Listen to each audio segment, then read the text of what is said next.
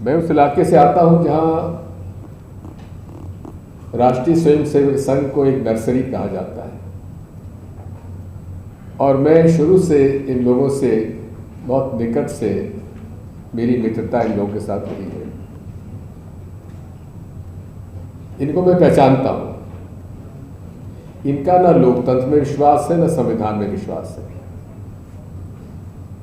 और ये जिस तरह से हिटलर ने यहूदियों को एक टारगेट बना लिया था, इन्होंने शुरू से ही मुसलमानों को टारगेट बनाया हुआ है। और कोई भी व्यक्ति जो मुसलमानों के पक्ष में अगर बोलता है तो एंटी नेशनल है।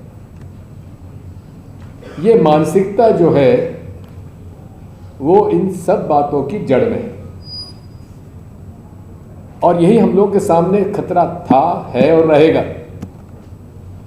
जिस प्रकार से इस विचारधारा ने हर स्तर पर इन्फिल्ट्रेशन किया हुआ है, हर क्षेत्र में इन्फिल्ट्रेशन किया हुआ है, ये हमारे लोकतंत्र के लिए भी खतरा है और हमारे संविधान के लिए भी खतरा है।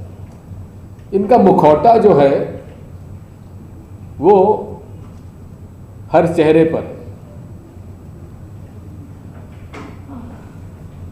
न जाने आप लोग कितनों को मालूम है, ये राष्ट्रीय स्वयंसेवक संघ एक अनरजिस्टर्ड बॉडी है। इसका कोई पंजीयन नहीं है, इसकी कोई मेंबरशिप नहीं है, इसका कोई अकाउंट नहीं है।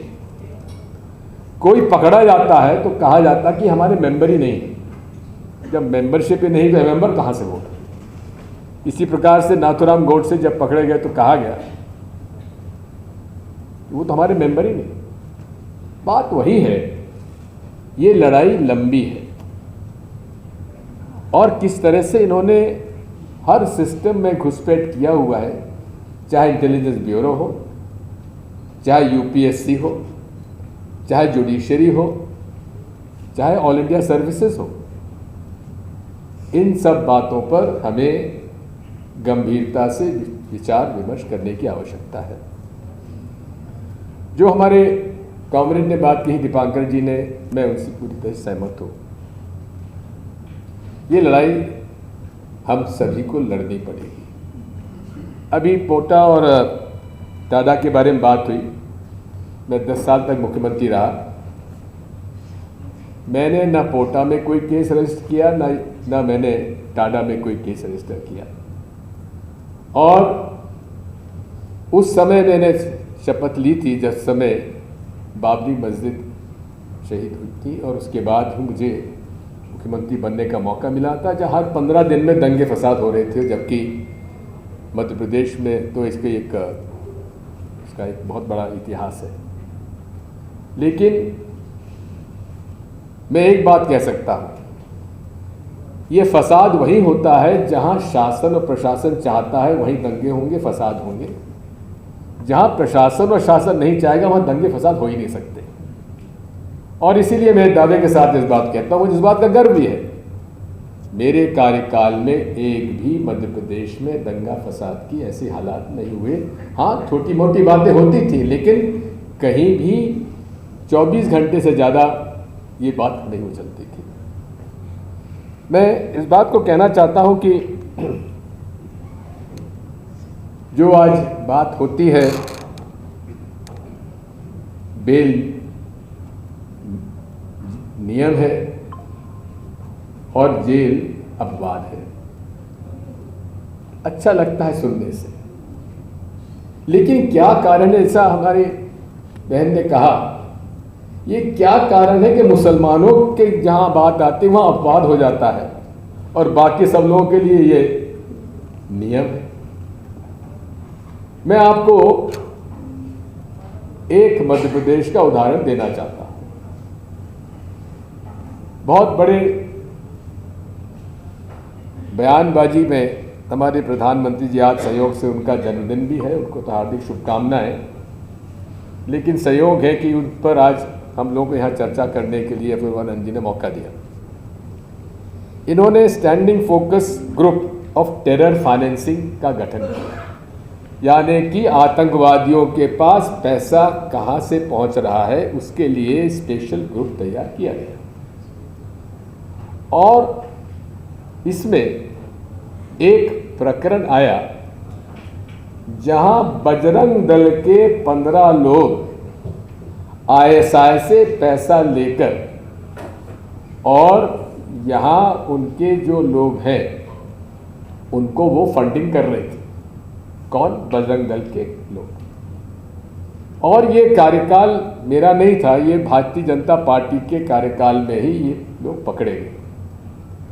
लेकिन वो लोग जिनके पास स्पष्ट प्रमाण था, जिनके खिलाफ कि ये आईएसआई से पैसा लेकर और यहाँ के लोगों को फंडिंग कर रहे हैं, उनके खिलाफ साधारण मुकदमे में केस दायर हुआ, यूएपीए नहीं लगा और उनको तो हाई कोर्ट जाने की जरूरत ही नहीं पड़ी, ट्रायल कोर्ट में ही उनकी जमानत हो गई।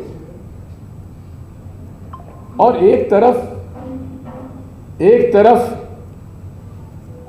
खालिद उमर है, खालिद सैफी है और उनके साथ और लोग हैं,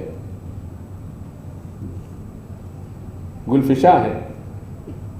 ये लोग प्रोटेस्ट कहाँ पे कर रहे थे? उस कानून पे कर रहे थे जिसे कानून की आवश्यकता ही नहीं थी। अरे किसको आप नागरिकता देना है नहीं देना है, ये पूर्व में भी था, लेकिन उनको केवल एक मैसेज देना था कि हम भारतीय संविधान में भी ये बात ला सकते हैं कि मुसलमानों को बराबर का हक नहीं है। ये केवल उस उद्देश्य से लाया गया था, नहीं तो इस कानून की आवश्यकता क्या थी? वो अधिकार पूर्व में था और ये कानून नहीं लाते तो आज भी है। किसको नागरिकता देना है ये तो केंद्र सरकार के अधिकार के क्षेत्र में आता है।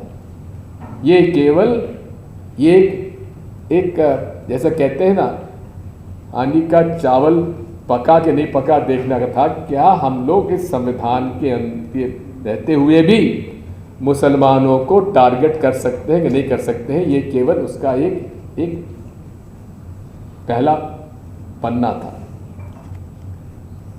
मैं आपसे इतना कहना चाहता हूं, इस मामले में कॉमरेड ने ठीक कहा है कि ये लड़ाई हम सबको लड़नी पड़ेगी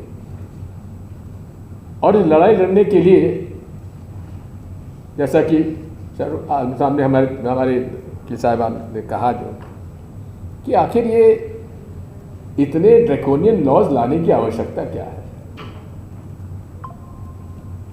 इस बारे में मैं तो हमेशा से बड़ा लिबरल व्यू का रहा हूं और इसलिए ट्रोल आर्मी का सबसे बड़ा टारगेट भी रहा हूं, उसकी मैं चिंता भी नहीं करता, क्योंकि जितना मैं ट्रोल करता हूं मैं तो अपने आप को उसका एक सर्टिफिकेट मानता हूं कि भाई बहुत बड़ी शाबाशी मुझे मिली है, इसलिए मुझे और तेजी से इस बात को करना चाहिए। सुप्रीम कोर्ट ने एक प्रकरण में कैसे इस प्रकार के कम्युनल डिस्टर्बेंसेस को रोकने के लिए गाइडलाइंस इशू की आज से कम 6-7 साल पहले, उसका पालन आज कोई राज्य नहीं कर रहा है उन सुप्रीम कोर्ट गाइडलाइंस का। मैंने 2017 में मध्य प्रदेश हाई कोर्ट में PIL लगाया कि मध्य प्रदेश में इन सुप्रीम कोर्ट गाइडलाइंस का पालन नहीं हो रहा है, इस पर आप राज्य सरकार को निर्देश दीजिए। 17 से लेकर आज तक उस पर एडजॉर्नमेंट पे एडजॉर्नमेंट हो रहा है। उनकी जो हमारे जो मुद्दे उठाए गए थे उन गाइडलाइंस के बारे में एक का भी जवाब राज्य सरकार ने नहीं दिया है।